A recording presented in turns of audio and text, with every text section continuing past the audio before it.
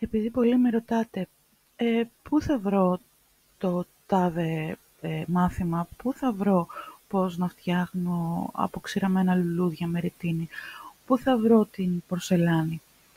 Όταν έρχεστε στη σελίδα μου, σας βγάζει όλα τα post.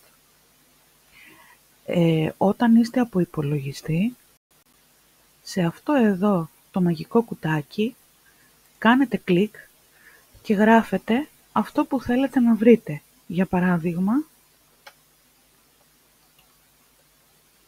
υγρό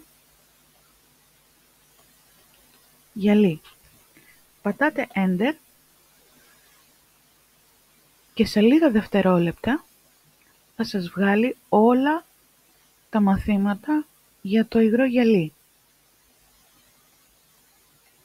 Εάν θέλετε να βρείτε, για παράδειγμα,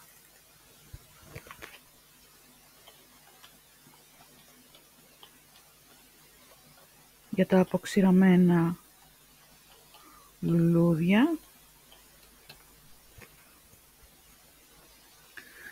σας βγάζει τα post που έχω βάλει για τα αποξηραμένα λουλούδια και ό,τι έχει σχέση με δημιουργία με λουλούδια. Ας φτιάξουμε άλλο ένα, να γράψουμε UV ρετίνη. UV. Enter. Και σας βγάζει τα post που έχω για τη UV ρετίνη.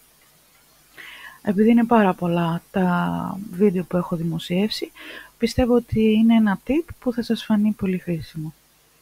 Καλημέρα και καλές δημιουργίες!